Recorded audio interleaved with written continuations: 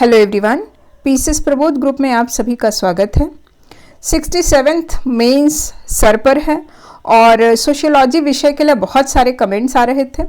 तो आज मैं इस वीडियो में आपको ये बताने जा रही हूँ कि सोशियोलॉजी विषय में आप अपने आंसर राइटिंग कैसे करें ताकि आपको शांभवी मैडम की तरह 184 नंबर मिले। तो मैं आपको शांभवी मैम की कॉपी दिखाने जा रही हूँ। इनका माध्यम इंग्लिश रहा है और 2 क्वेश्चंस ले करके मैं दिखाऊंगी कि जैसे बहुत सारे लोग पूछते हैं कि मैम क्या पैराग्राफ में लिखना है अपने आंसर्स को या बुलेट फॉर्म में भी लिख सकते हैं। चूँकि सोशियोलॉजी एक थ्योरेटिकल सब्जेक्ट हो जाता है तो उसमें हम कंटेम्प्रेरी इश्यूज़ को कैसे ऐड करें, और प्रश्न आते हैं कि मैम क्या हम इसमें स्कीमेटिक डायग्राम बना सकते हैं, क्या सोशियोलॉजी में हम कैसे कोई फ्लो चार्ट बनाएं, कैसी चीज़ों को और अच्छे से रिप्रेजेंट करें, हमें अपना इंट्रोडक्शन कैसा लिखना चाहिए, कंक्लूजन कैसे करें।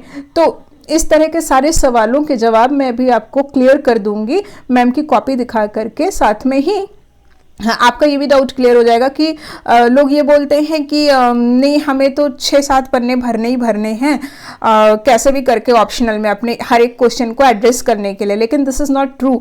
अगर आपके पास में क्रिस्प अच्छा मटेरियल है और आपने टू द पॉइंट क्वेश्चन को एड्रेस कर लिया 4 से 5 पन्नों में भी, तो आपका काम बहुत अच्छे से हो जाएगा। तो चलिए बिना देर किए हुए चलते हैं। तो ये मैम की शांभवी मैम की मार्कशीट है, आप देख सकते हैं कि इन्हें सोशियोलॉजी में जो है कितने अच्छे नंबर मिले हैं, 184 मार्क्स मिले हैं।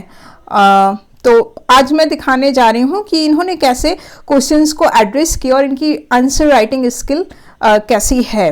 तो आगे बढ़ते हैं। देखिए पहला प्रश्न जो मैं ये यहाँ पे बताने जा रही हूँ, देखिए वो ये है कि पहला प्रश्न उन्होंने जो लिया है, what is social change and discuss how modernisation and development contribute to the social change. तो सबसे पहले जैसे मैं लिंक डिस्क्रिप्शन बॉक्स में डाल दे रही हूँ, सोशियोलॉजी का इम्पॉर्टेंट जो टॉपिक्स हैं वो मैम ने अभी अपने पिछले वीडियो में बताए हैं, और उसी वीडियो में उन्होंने ये भी बताया कि जब भी आप किसी भी आंसर की शुरुआत करें तो डेफिनेशन से करें। और जैसे इसमें सीधा सीधा पूछा गया है कि व्हाट इज़ सोशल चेंज, तो व्हाट इज़ सोशल चेंज करने के लिए आपको सबसे पहले किसी थिंकर को लेना पड़ेगा। जैसे मैम ने यहाँ पे बताया कि इस थिंकर के हिसाब से विल्बर्ट मूर ही डिफाइन सोशल चेंज। तो इन्होंने अपने जो आंसर की डेफिनेशन है उसकी वैलिडिटी को यहीं पे प्रूफ कर दिया कि भाई ये थिंकर है और इन्होंने इस तरह से सोशल चेंज को डिफाइन किया है। चलिए आगे बढ़ते हैं और देखते हैं। तो इसके बाद फिर देखिए अब इन्होंने सोशल चेंज की डेफिनेशन बता दी इस थिंकर के हिसाब से। फिर इसके बाद ये आगे बढ़ी और सोशल चेंजेस को देखिए। अब आपने पूछा कि मैम क्या इसमें हम डायग्राम और स्कीमेटिक कुछ बना सकते हैं? बिल्कुल बना सकते हैं। देखिए मैम ने कैसे किया इसे, सोशल चेंज को लिखा और इसके बाद में उसके 2 पार्ट्स कर दिए कि देखिए इसके स्ट्रक्चरल चेंजेस हैं और कल्चरल चेंजेस हैं। ठीक, अब देखिए मैम ने यहाँ पे एग्जाम्पल दे दिया है स्ट्रक्चरल चेंजेस के एग्जाम्पल आप अपने करंट इश्यूज से उठा करके ले सकते हैं। ग्रीन रिवोल्यूशन को मैम ने डाला है, एलपीजी रिफॉर्म्स बताया है, डिमोनेटाइजेशन ये रिसेंट का है। ठीक, कल्चरल चेंजेस के मैम ने यहाँ पे एग्जाम्पल्स बता दिए हैं।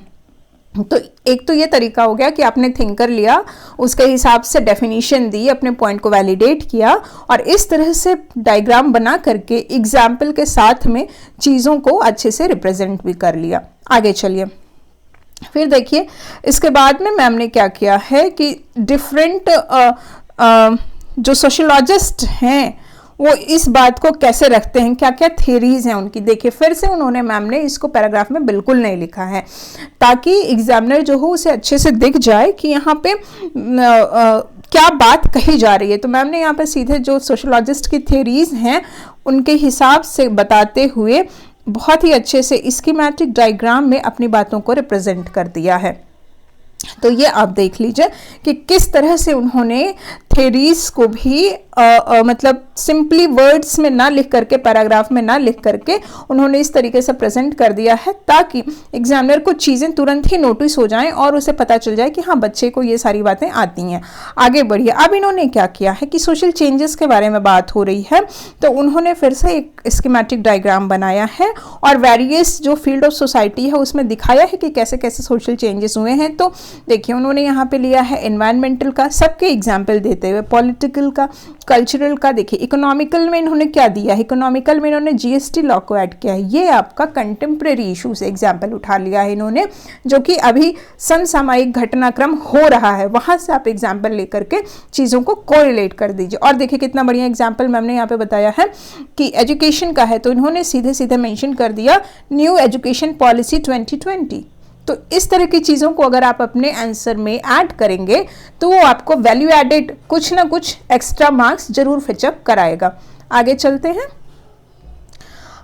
देखिए दूसरा पार्ट था क्वेश्चन का कि मॉडर्नाइजेशन एंड सोशल चेंजेस पे, तो इस पार्ट को उन्होंने हेडिंग डाल करके इस तरह से एड्रेस कर दिया, और इसके साथ ही साथ में जो आपको इंपॉर्टेंट पॉइंट लगे आप उस तरह से इसे अंडरलाइन भी कर सकते हैं।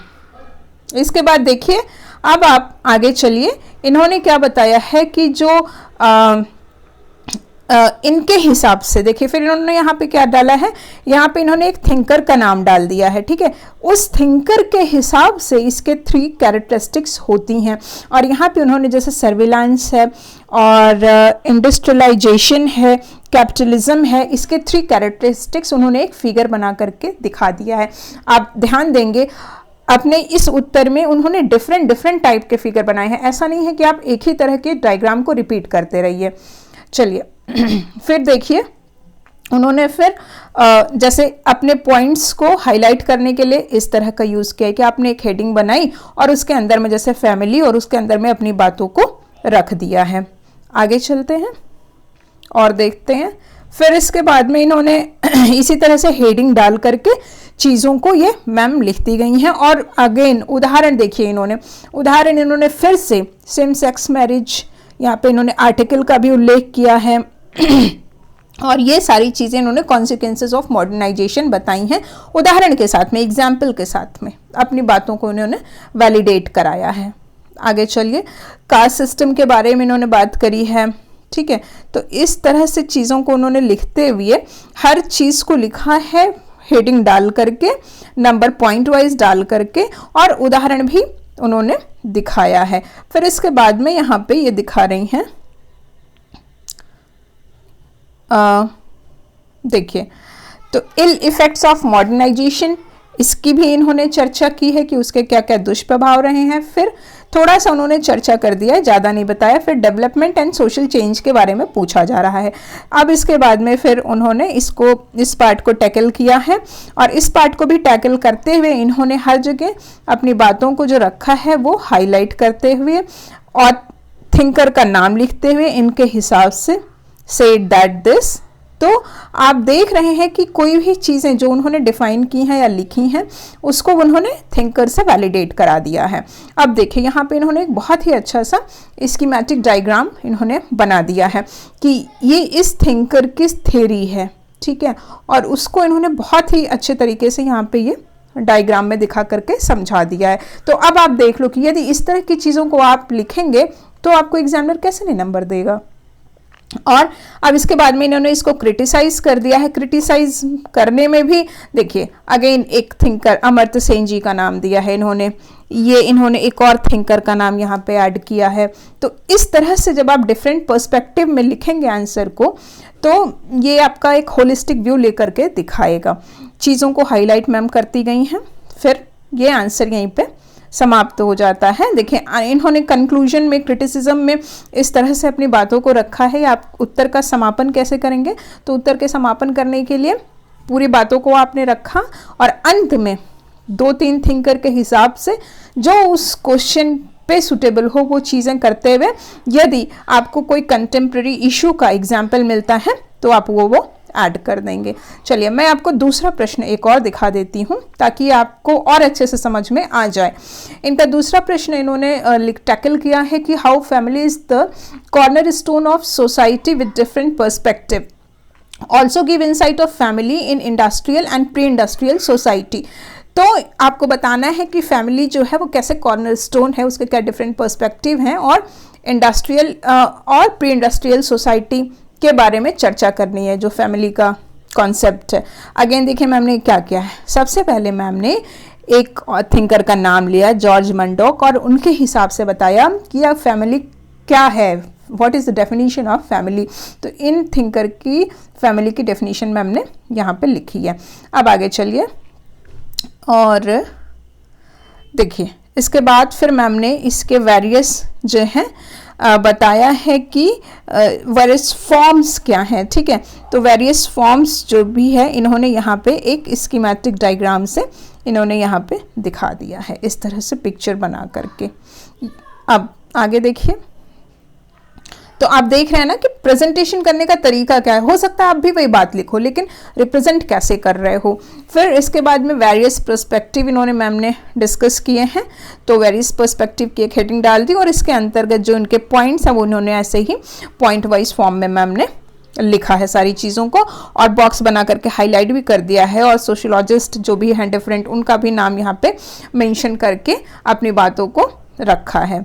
आगे चलिए, देखिए फिर यहाँ पे मैम ने कितना अच्छा सा यहाँ पे एक डायग्राम बना दिया है कि इनका क्या पर्सपेक्टिव, क्या अप्रोच रहा है इन पर्टिकुलर थिंकर्स का। और यहाँ पे इन्होंने फिर फैमिली की प्रोटेक्टिव, इकोनॉमिकल और इस तरह से चीज़ों को करके एक अच्छा सा डायग्राम यहाँ पे बना दिया है।